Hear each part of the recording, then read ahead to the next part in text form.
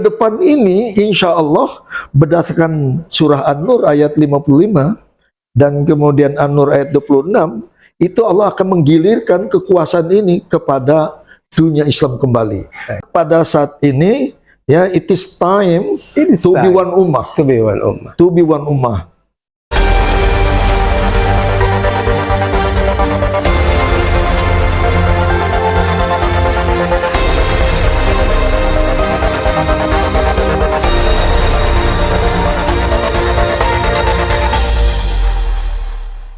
Bismillahirrahmanirrahim. Assalamualaikum warahmatullahi wabarakatuh.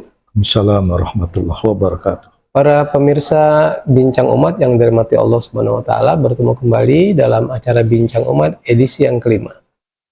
Hari ini kita masih dalam tema Nestapa Umat 100 tahun tanpa khilafah. Alhamdulillah sudah bersama kami Kiai Haji Dr. Suhari. Apa kabar? Oke, Alhamdulillah. beliau adalah Ketua DPP Bakumubin. Ketua Umum DPP Bakumubin. Baik, beliau adalah salah seorang tokoh di Banten ya, Iya. Pak Kiai ya. Pada hadirin dirahmati Allah Subhanahu wa taala, kita masih membincangkan tentang Nestapa Umat 100 tahun tanpa khilafah. Di bulan Rajab ini, Pak Kiai, tentu saja ada sejarah-sejarah besar yang terjadi di bulan Rajab ini ya, Pak Kiai. Di antaranya adalah Isra Mi'raj dan turunnya perintah agung sholat 5 waktu ya, Pak Kiai. Lalu juga kemenangan kaum muslimin dalam perang Tabuk, Pak Kiai. Dan juga pembebasan Baitul Maqdis yang kedua oleh Sultan Salahuddin Al-Ayyubi dari tentara Salib. Itu adalah sesuatu yang memberikan kita motivasi ya. Oke ya. Namun kita juga ingat bahwa ada sebuah tragedi yang sangat memilukan, Pak Kiai, yaitu pada tanggal 28 Rajab 1342 Hijriah atau tepatnya 3 Maret 1924, kita tak lagi memiliki institusi khilafah. Oke, tak lagi memiliki khalifah. Khalifah yang terakhir adalah Sultan Abdul Majid yang kedua. Nah, sejak saat itu kaum muslimin tak lagi memiliki pelindung, yakni institusi khilafah dan khalifah itu sendiri, Pak Kiai. Nah, pertanyaannya, Pak Kiai, apa dampak jangka pendek ketika kehilafan itu dihapus oleh Mustafa Kemal Atatürk pada tahun 1924, Pak Kiai? Baik. Terima kasih. Assalamualaikum warahmatullahi wabarakatuh. Waalaikumsalam warahmatullahi wabarakatuh. Pemirsa dan kaum muslimin, muslimat, di mana saja berada, duka dan nestapa 100 tahun tanpa khilafah ini memang sangat menyedihkan dan membuat kondisi umat Islam di dunia ini sangat dilematis. Kalau kita flashback kepada historical background, dari abad ke-7 sampai abad 14, itu kan 7 abad lamanya Islam itu jaya. Ya. Dari itu kan terus sampai ke Khilafah Utsmani, itu sampai ke tahun 1924. Ya kan? Nah, setelah itu terjadi sebuah perubahan ya, situasi politik yang ada pada saat itu, dan kemudian Khilafah Utsmani itu memang akhirnya runtuh. Nah, itu kepemimpinan katakanlah yang ada di Turki itu dipimpin oleh Mustafa Kemal Atatürk. Nah, Mustafa Kemal ini agen Inggris. Gitu kan, dan beliau itu bukan seorang tokoh muslim, bukan seorang pembaharu di dalam keislaman, bukan. Tapi memang dia tokoh yang punya ideologi sekularisme atau sekularisme yang memisahkan antara negara dengan agama. Nah, itu sementara khilafah itu, negara itu dibangun oleh landasan agama. Nah, itu. Jadi saya melihat dari awal abad 15 sampai abad 19, 400 tahun Islam itu sudah mengalami degradasi. ya, mengalami duka dan nestapa, begitu kan? Nah, ini juga akibat dari sebuah sistem pemikiran atau ideologi yang dikembangkan oleh René Descartes, ya, kemudian Auguste Comte, John Locke dan lain sebagainya, pemikir-pemikir Eropa Barat, begitu kan? Dan mereka mengembangkan tentang pemikiran yang bersumber kepada rasionalisme. Artinya semua permasalahan itu bisa diselesaikan oleh akal manusia, bukan bisa diselesaikan oleh agama. Nah ini, jadi terjadilah sebuah missing link atau kevakuman dari dunia Islam ini antara bimbingan wahyu ilahiyah kepada umat, kemudian terjadi keterputusan yang panjang. 4 abad, ya, 400 tahun, itu cukup lama. Sebentar. Sepertinya ada trauma bagi pemikir-pemikir Barat atau masyarakat di Barat. Teologi agama ya Pak Kiai? Ya, betul. Ada trauma itu. Ya. Dan mereka ingin menerapkan ide itu di negeri kaum muslimin. Betul, di seluruh dunia. Karena mereka merasa itu baik. Betul. Atau karena niatnya imperialis, Kiai? Begini, ini kan konflik ideologi. Oke. Konflik ideologi itu bersumber dari pertama landasan agama, wahyu Allah. Yang kedua landasannya rasionalisme. Itu persoalan, menjadi konflik gitu. Jadi antara like and dislike, begitu kan? Suka dan tidak suka. Mereka jelas tidak suka dengan sistem yang dibangun kekhilafan berdasarkan wahyu ilahiyah, berdasarkan kebijakan ilahiyah, berdasarkan kebijakan, ya katakanlah dalam dunia itu rujuk ilal Quran was sunnah, kembali kepada landasan Quran dan sunnah.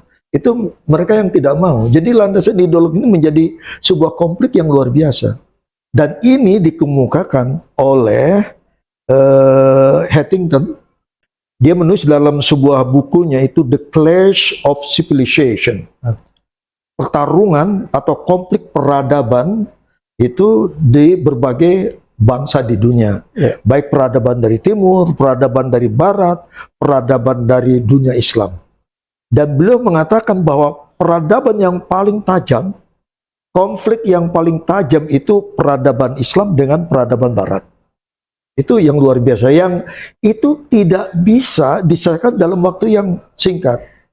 Ini jelas sekali, konflik peradaban ini long term, very long time. Jadi persoalannya panjang. Sampai di mana endingnya?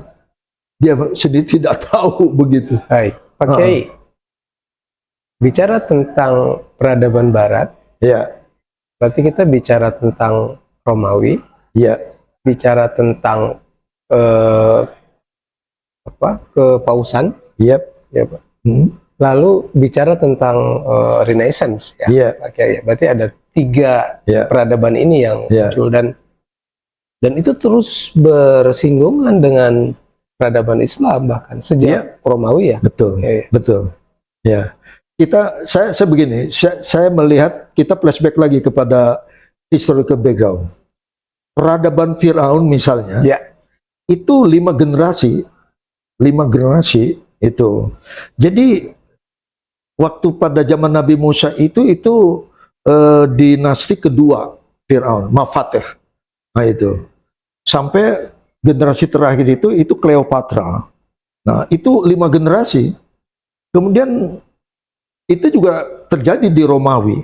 Nah itu karena itu bersinggungan antara Romawi dengan Mesir, ya, zamannya Cleopatra, begitu, dan sampai terjadi perkawinan segala macam antara Kaisar Romawi dengan Cleopatra. Tapi kemudian Romawi juga itu peradabannya runtuh selama 500 tahun. 500 tahun, begitu.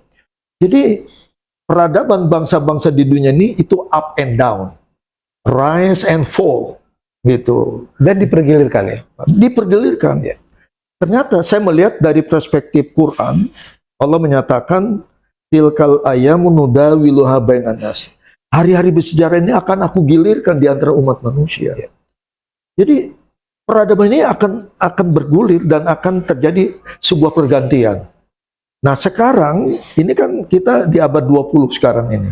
Ya, katakanlah menjelang abad 21. Ini sebenarnya abad transisi kebangkitan umat Islam Amin ya Allah. di dunia. Nah, itu ini udah fakta sejarah. Ke depan ini insya Allah berdasarkan surah An-Nur ayat 55 dan kemudian An-Nur ayat 26, itu Allah akan menggilirkan kekuasaan ini kepada dunia Islam kembali. Dan ini sunatullah. Sunnatullah. Sunatullah, Masya Allah. Kalau kata orang Banten mah wayahnya ini ya. Wayahna, Wayah. ya. Wayahna pada saat ini, ya, it is time It is to be time. one ummah. Kebewan ummah. To be one ummah. That is the English word, right? Nah itu. Kalau dalam bahasa orang Banten, wayahna kuduna ayana mah Islam. Kudu mimpin dunia ya. Nah, tetapi tentu saja tantangannya berat, ya. Tantangannya berat, ya, rintangannya berat. Dan rintangan itu harus dihadapi dengan tabah dan lapang dada. Begitu kan? Oke. Berarti imperialisme yang terjadi Ya, ini satu paket ya Pak Kiai ya. ya. Kita tidak melulu bicara invasi militer, tapi juga mereka juga membawa ideologi. Pak Kiai bermaksud seperti itu? Bicara Ya, peradaban. sekarang realitasnya dunia ini itu kan sekarang sedang konflik. Oke. Bagaimana perang Rusia Ukraina. Ya. Dan itu menyeret kepada dunia Islam juga. Betul. Negara-negara Muslim. Karena Vladimir Putin itu dia tidak suka dengan Amerika yang mendominasi dunia sekarang ini, apa yang disebut dengan hegemoni politik dunia. Nah itu. Ini mereka mencoba perang ini supaya berkepanjangan, dan kemudian bagaimana Amerika juga itu tidak membangun dinasti hegemoni politik di Eropa terutama, dan itu juga katakanlah meliputi seluruh dunia juga. Nah ini kan problematik begitu. Nah ini kan kapitalisme ini kan masih tetap bergulir ya. Tetapi ideologi ini nanti pada saatnya akan rapuh juga. Baik. Akan rapuh juga. Baik. Baik. Jika kita bicara pergiliran, Ya. maka inilah jangka pendek, jangka panjang yang akan kita terima Betul. ya Pak Kiai ya. Ya. Yang terakhir Pak Kiai, tentu saja kita sebagai umat Islam, seperti Ya. yang tadi Pak Kiai sampaikan, kita harus meyakini pergiliran ini, Ya. karena juga memang sudah disampaikan di dalam nas-nas hadis ya Pak Kiai. Quran. Nah, Quran. Nah, Pak Kiai, menurut Pak Kiai, apa yang harus kita lakukan agar tagline yang sering kita sampaikan akhir-akhir ini Pak Kiai, it's time to be one ummah, ini bisa mewujud Pak Kiai? Ya. Menurut Pak Kiai. Kalau umat itu sebenarnya ikut pimpinan. Oke.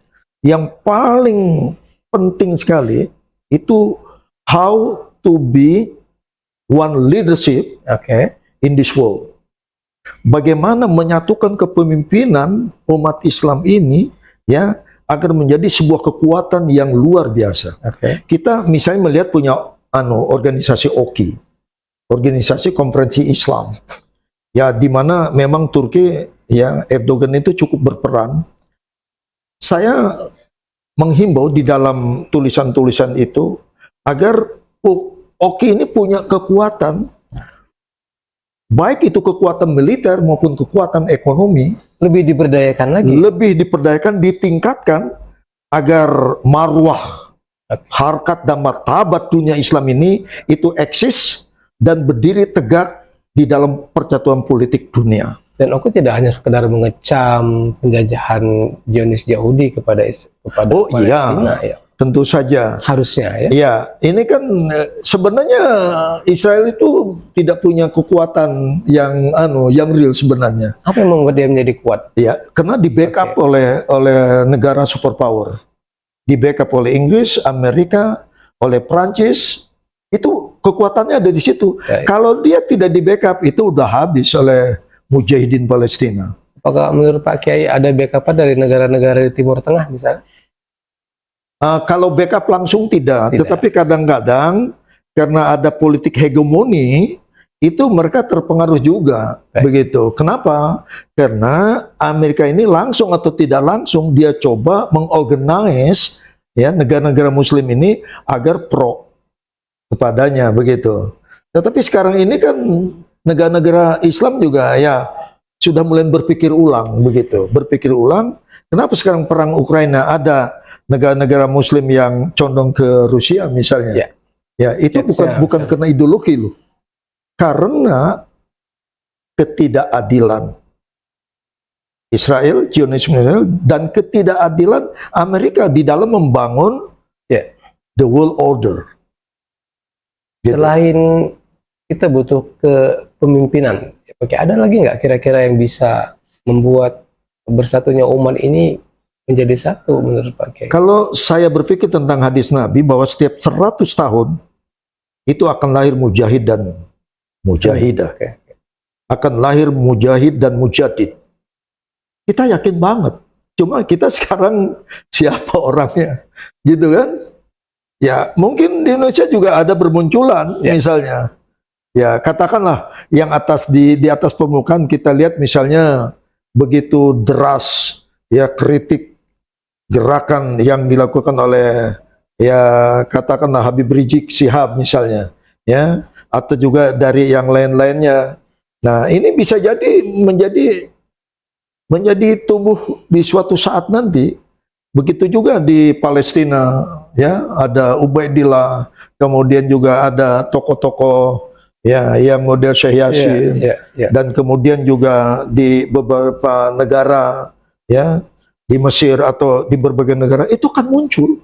Akan muncul karena ini sudah sunatullah. Begitu. Pak Kiai, pertanyaan terakhir.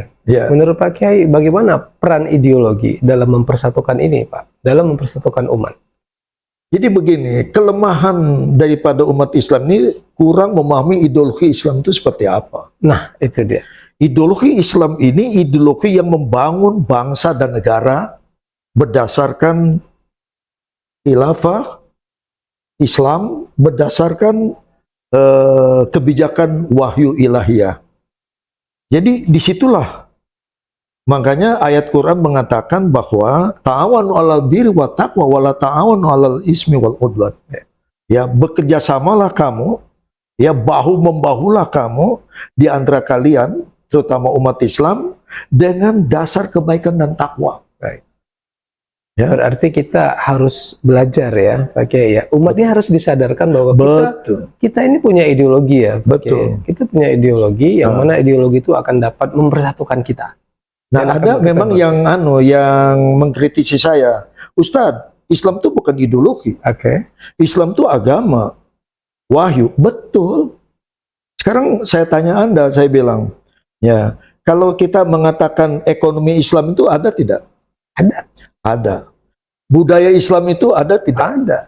Politik Islam itu ada tidak? Sangat ada. Ideologi Islam itu ada tidak? Ada seharusnya. Karena sudah lengkap ya. Nah, sangat komprehensif dan universal. Ya, Islam is the complete system around the world. Ya, dan itu ya boleh dikaji gitu. Ini banyak buku, banyak rujukan-rujukan yang memang sudah banyak ditulis oleh para ulama-ulama yang modern, ulama-ulama yang maju berpikirnya begitu, itu banyak sekali. Banyak sekali. Begitu.